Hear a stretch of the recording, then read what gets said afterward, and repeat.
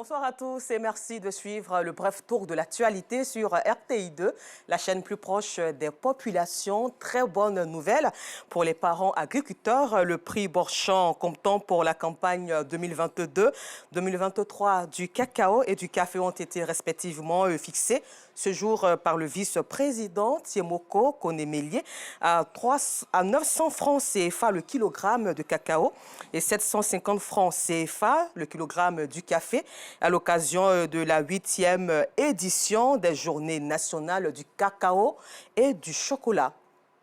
Les bonnes nouvelles continuent de pleuvoir et cette fois-ci, sécurité routière en vue de lutter contre l'incivisme au volant et surtout réduire les accidents de la route. Le gouvernement ivoirien, à travers le ministère des Transports, a mis en place une réforme. Il s'agit ici de la réforme du permis de conduire qui prend en compte plusieurs aspects dont le permis à points. Un permis qui suscite des réactions au sein des acteurs du transport et des auto-écoles.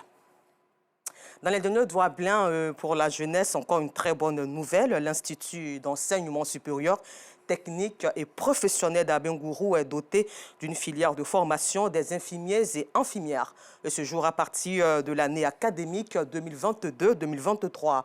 Une initiative qui s'inscrit dans la vision de l'État ivoirien à décentraliser les sites d'apprentissage de l'INFAS afin de donner la chance à la jeunesse ivoirienne d'embrasser une carrière d'infirmier ou infirmière où qu'elle soit.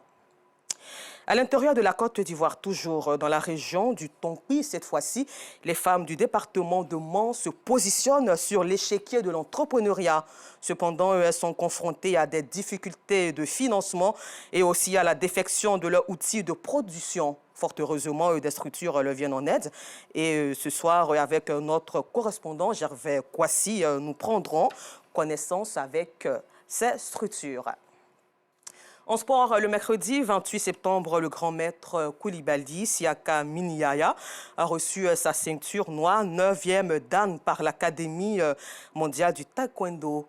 La cérémonie solennelle de remise de diplôme s'est déroulée en présence de plusieurs personnalités du monde sportif et politique, dont les ministres Claude Daopolin et Kobenan Kwasi Adjoumani au siège du Siakado, Moyabi Diabaté et Jean-Sylvain Esso. Le grand maître Coulibaly Siaka Minaya a franchi un autre cap dans son ascension au niveau du taekwondo mondial le mercredi 28 septembre 2022.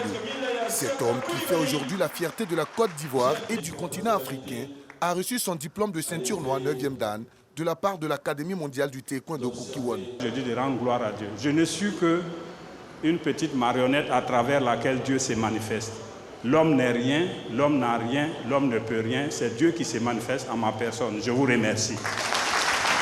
Cette promotion couronne toutes les inlassables contributions de cet érudit du taekwondo dans sa quête de promotion et de développement de l'art martial d'origine coréenne. Tous ceux qui veulent servir le taekwondo et qui se battent pour cela, c'est bien, c'est noble, ont un repère. Il faut de l'humilité, de l'engagement et surtout de la volonté de servir et de laisser les valeurs aux générations futures. Heureux es-tu, maître 9e dan de taekwondo. Au regard de la progression professionnelle régulière qu'il a connue, ainsi que la décoration de commandeur qu'il a obtenue dans l'ordre du mérite agricole, je puis également vous dire que Siaka Minaya fait partie des meilleurs de sa génération. Le grand maître Coulibaly Siaka Minaya est ainsi le premier Africain à bénéficier d'une telle reconnaissance venant de la haute fer du Kukiwon, dirigé par le grand maître Kim Yong-tae, ceinture noire 9e dan, précurseur du taekwondo en Côte d'Ivoire.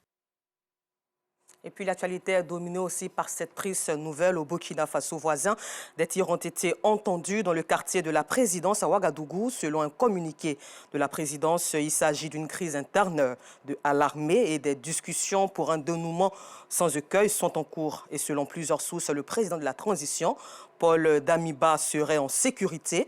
Les banques sont fermées et des commerçants n'ont pas choisi d'ouvrir les stands. Les grandes artères de la ville, comme l'avenue de l'Indépendance et Kwame Nkrumah, sont sous blocus. Merci et rendez-vous tout à l'heure sur RTI2, 19h30.